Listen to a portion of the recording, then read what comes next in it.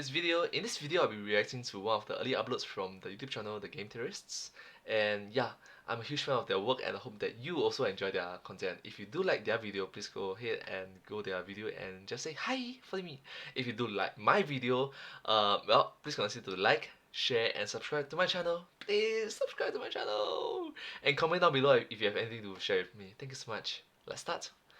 I think this video came out in 2009, so 2012. Sorry, it's around 9 years ago. 2012, yeah.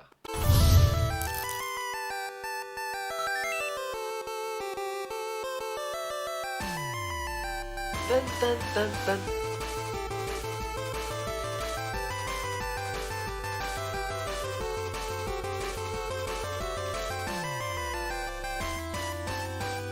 Hello Internet, welcome to Game Theory, successfully dodging the CIA since August of 2012. August of 2012. Not sure if you know that reference. It's because of the... yeah. Now I'll be the first to admit, here on Game Theory we have a habit of overanalyzing They'll wipe off your memory. That's right. video games, and the comment I see more than any other is, who cares?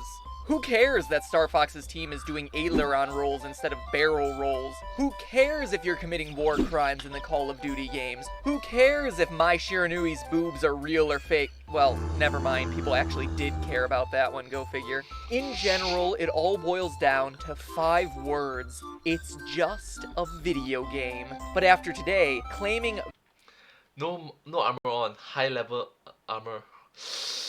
Video game logic is no longer an option because I'm going to prove to you can't pick up egg. Pockets full of rifles. how practically every video game is interrelated, sharing one Watches you murder 15 people in the street. Happily sells you a hot dog. collective universe, and that universe just so happens to be ours. Our story begins with one of my personal favorites, Super Mario RPG. Plumber sets out to save kidnapped princess. Plumber finds princess's vibe scepter hidden beside the fireplace. Plumber finds intergalactic bounty hunter sleeping in princess's bed. Any Nintendo fanboy worthy of Miyamoto's blessing can identify that as Samus Aran, which means that when Mario looks up at the Mushroom Kingdom sky at night, somewhere out there he should be able to see Metroid-infested planets like Zebus and SR-388.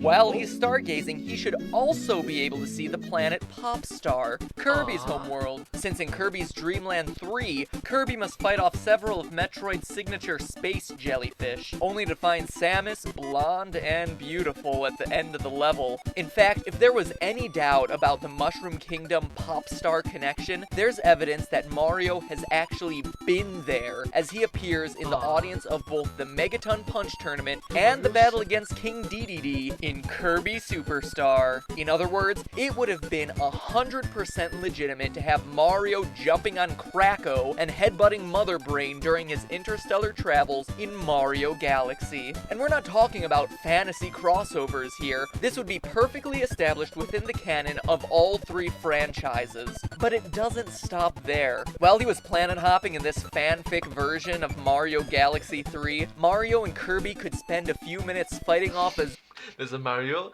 and then there's Kirby. Can't even see Kirby with a entire face.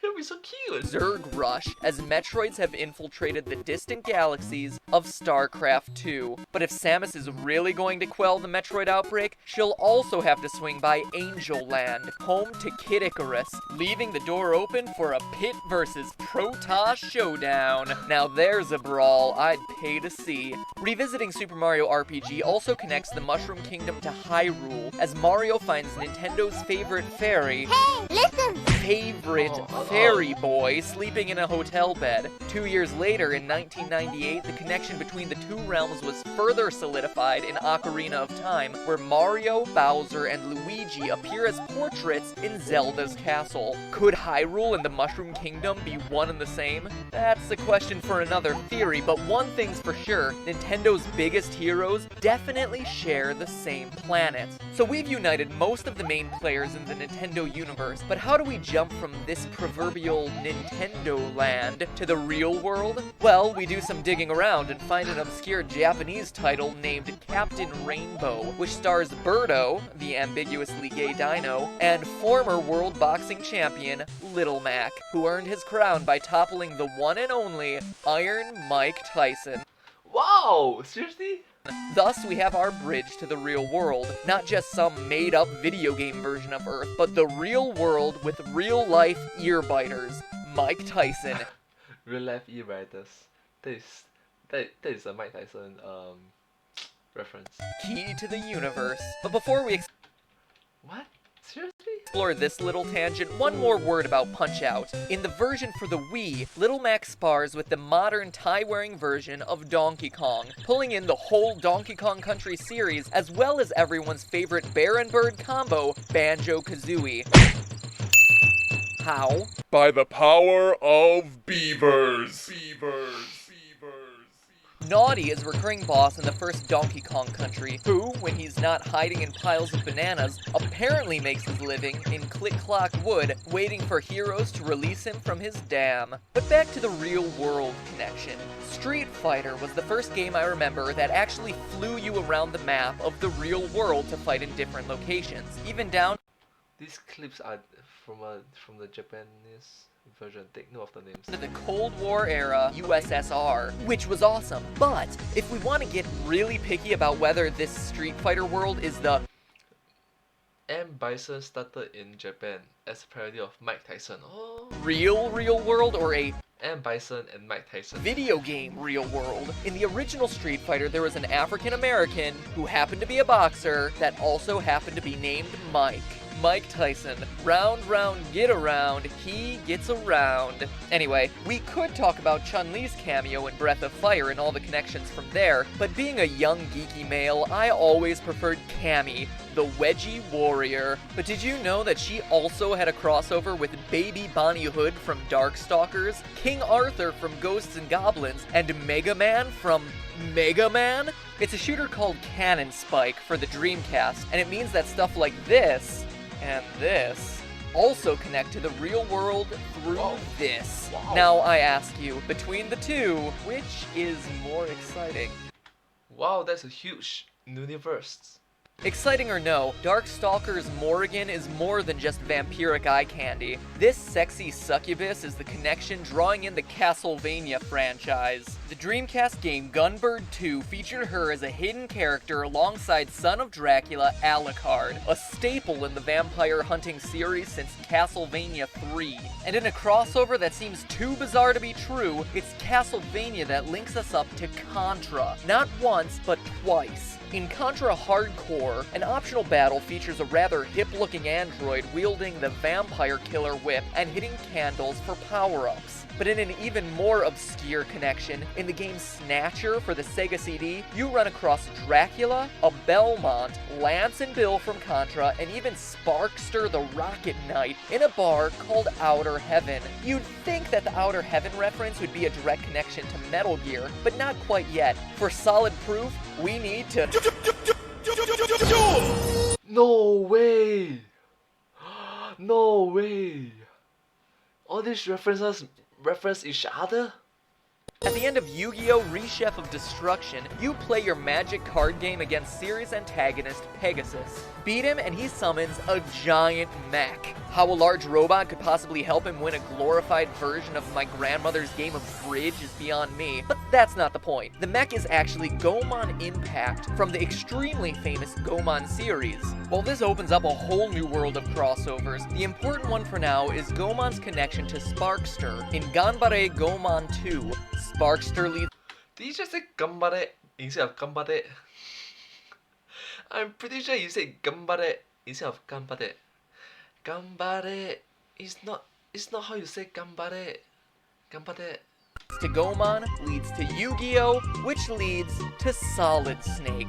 Yes, Solid Snake from the Metal Gear franchise actually appears in a Yu-Gi-Oh title. In Yu-Gi-Oh! 7 Trials to Glory, a mysterious figure hiding under a box reveals that he is in fact a spy sent there to study the Shadowlands. But he's also connected to the crazy monkeys from Ape Escape, which, through Hot Shots Golf, links him to Jak and Daxter, Ratchet and Clank, and the god of war himself, Kratos. So that's Super Mario Bros. 2 to Captain Rainbow to Punch-Out to Street Fighter 2 to Darkstalkers to Gunbird 2 to Castlevania to Snatcher to Contra to Rocket Knight Adventures to Ganbare Goemon 2 to Yu-Gi-Oh! To Metal Gear Solid and Ape Escape to Hot Shots Golf to God of War. Because we're running out of time, that seems like a good place to leave that chain. This is all without mentioning the game connections I've run out of time to talk about, like Lara Croft and Duke Nukem, which also features Doom Guy,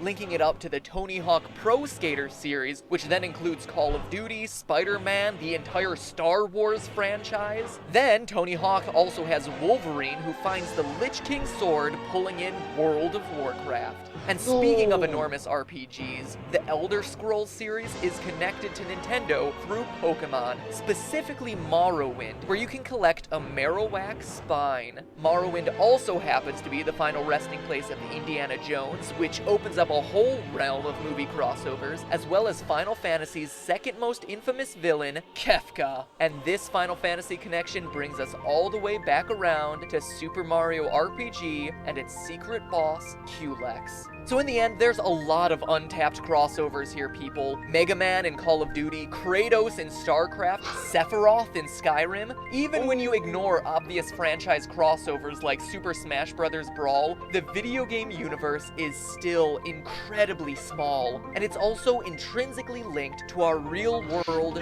Kirby didn't change much. Kirby become Kirby. figures like Mike Tyson and Tony Hawk. Thus, by doing the research and thinking about these games as though they're real, we're giving a medium we love the legitimacy and credit it deserves. Now, I challenge you to go out and complete the web I started. See just how far we can take this thing. At this point, it seems like all that's left would be puzzle games like Tetris, but it's not like a game about falling blocks could ever have any sort of connection with oh my god. But hey, it's Oh my god. just a theory, a game theory. Keep an eye out for other epic Oh, that's Gaijin Goomba. That's a picture of Gaijin Goomba. crossovers in coming weeks.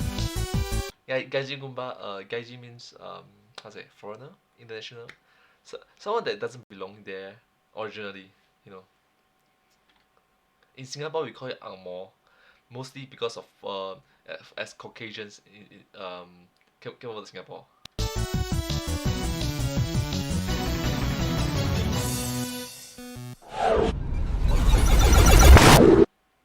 There's a lot of possible cross references, or maybe, Mepet, are you okay? Or maybe like too much getting in your head, maybe. Just worried.